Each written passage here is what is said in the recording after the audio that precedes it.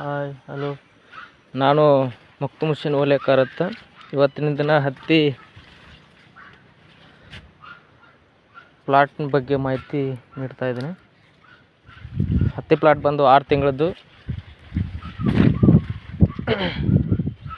ಹತ್ತಿ ಪ್ಲಾಟ್ ಬಂದು 6 ತಿಂಗಳದ್ದು. 2 ತಿಂಗಳ ಕ್ರಾಸಿಂಗ್ ಬರುತ್ತೆ.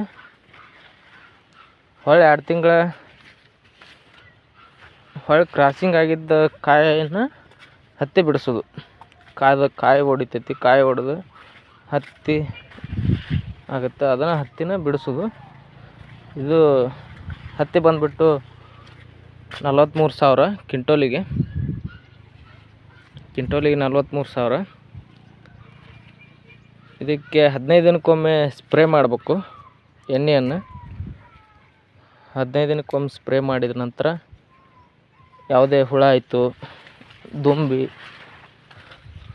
ಒಳ್ಳೆ ಇದಕ್ಕೆ ಮೇನ್ ಇಂಪಾರ್ಟೆಂಟ್ ಫಸ್ಟ್ ಅಂದ್ರೆ ಮುಟ್ಟು ರೋಗ. ಆ ಮುಟ್ಟು ರೋಗ ಬರಲಾರ್ದಂಗೆ ನಾವು ನೋಡ್ಕೋಬೇಕು ಇದನ್ನು. ಅದಕ್ಕೆ 15 ದಿನಕ್ಕೊಮ್ಮೆ ಕಂಪಲ್ಸರಿ ಎಣ್ಣೆ ಹೊಡಿತಾ ಇರಬೇಕು. ಅಂದಾಗದ ಹತ್ತಿ ಚೆನ್ನಾಗಿ ಬರುತ್ತೆ, ಯಾವುದೇ ರೋಗ ಬರೋದಿಲ್ಲ, ಕಾಯಿನೂ ಕೊಳಿಯೋದಿಲ್ಲ, ಏನಿಲ್ಲ, ಕರೆಕ್ಟ್ ಹತ್ತಿ ಹೊಡಿತೈತಿ. ನೋಡಿರಿ, ಕಾಯಿ ಸೈಜ್ ಬರಬೇಕಿದು. ಈ ಥರ ಸೈಜ್ ಬಂತಂದ್ರೆ ಹತ್ತಿ ತೂಕ ಬರುತ್ತೆ, ಇಳುವರಿ ಬರುತ್ತೆ, ಹತ್ತಿ ಚೆನ್ನಾಗಿ ಹೊಡಿತೈತಿ. ಹೊಳ್ಳಿ ಇದ್ರೊಳಗೆ ಕಾಯಿ ಇದು ಯಾಸಿ ಆಗ್ಬಾರ್ದು. ಅಂದ್ರೆ ಈ ಹೂವಿಂದ ಏನಿರುತ್ತಲ್ಲ, ಈ ಹೂವಿಂದ ಕೊಂಡಿ,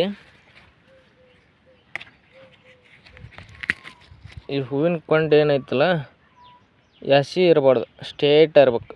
ಅದು ಎಣ್ಣೆ ಹೊಡಿಯೋದ್ರಿಂದ ಇದು ಪರಿಣಾಮ ಬೀರುತ್ತೆ. ಆ ಎಣ್ಣೆ ಹೊಡೋದ್ರಿಂದ ಇದರ ಪ್ರಾಬ್ಲಮ್ ಎಲ್ಲ ಸಾಲ್ವ್ ಆಗುತ್ತೆ.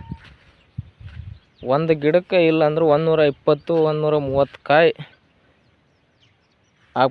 ಆಗಬೇಕು. ಮಿನಿಮಮ್ 80-90 ಕಾಯಿ ಕಂಪಲ್ಸರಿ ಆಗಲೇಬೇಕು. ಅಂದಾಗ ಹತ್ತಿ 1 ಎಕರೆಕ್ಕೆ 6 ಕ್ವಿಂಟೋಲ್ ಹಾಗೆ ಆಗುತ್ತೆ. ಅದ್ರ ಚೆನ್ನಾಗಿ ಬೆಳೆದ್ರೆ 9 ಕ್ವಿಂಟೋಲ್ ಕಂಪಲ್ಸರಿ ಆಗೇ ಆಗುತ್ತೆ. ನೋಡ್ರಿ ರೈತ ಬಂದವ್ರಿ, ಈ ಹತ್ತಿಯನ್ನು ಹಾಕ್ರಿ, ಚಲೋ ಐತಿ, ಪ್ರಾಫಿಟ್ ಐತಿ. ಆದ್ರೆ ಕೆಲಸ ಭಾಳ ಐತಿ. ದುಡಿಬೇಕು, ಮಾಡ್ಬೇಕು, ತಕ್ಕೋಬೇಕಷ್ಟೆ.